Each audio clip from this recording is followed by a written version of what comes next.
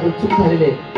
मी त्यांना 2 शब्द मोठ्याने बोलले, मी त्यांचं मन दुखवले आणि मग ते जाऊन काय म्हणे, तो ऐकता का? मला क्षमा करा ना. काय झालं? मी तुम्हाला असं बोलले ना मी तुम्हाला. आता तो काय म्हणे, त्याच्या पवित्र आत्मा मनुष्य तो काय म्हणे, अरे नाही ना रे, माझं खूप चुकलंच बघ, तू बोलून मोकळे झाली बरोबर आहे, पण मी शांत राहायला पाहिजे होत ना रे. शेवटी देवाने तुला म्हणत दिले ना, मला सहाय्यक मंदिर आहे ना, जाऊ दे, सोडून दे, माझ्याकडून चूक झाली.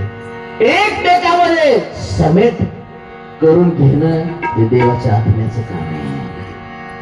आणि आज जर ह्या कीर्तनाच्या माध्यमातून 2 व्यक्तीला ओळखण्याची गरज नाही, स्वतःच बना.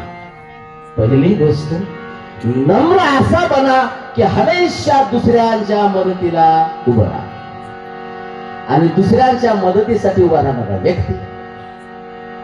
मी खरं सांगतो, देव त्याशी डायरेक्ट बोलतो, काय करायचं, काय चालायचं, सगळं मार्गदर्शन असतं. आणि जो व्यक्ती परमेश्वराच्या आत्म्यानं भरलेला आहे ना, तो व्यक्ती हमेशा समेट करतो, कारण समेटाची सेवा, समेटाचं वचन देवाने आम्हाला दिलेलं आहे.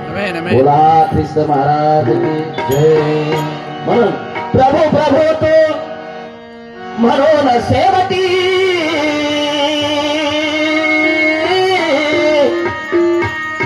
प्रभू प्रभू तो म्हणून सेवटी, करशील नाम उच्चार, मनुजा होईल व्यर्थ पुकार, मनुजा होईल व्यर्थ पुकार, मनुजा होईल व्यर्थ पुकार. प्रभू प्रभू म्हणून सेवटी, प्रभू प्रभू म्हणून सेवटी, करशील नाम उच्चार, मनुजा होईल व्यर्थ पुकार. ताली वाजवा. मनुजा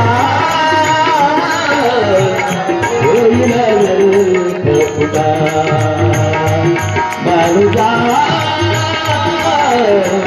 होईल व्यर्थ पुकार. धर्म मानवतेचे देऊनी जीवन, मानव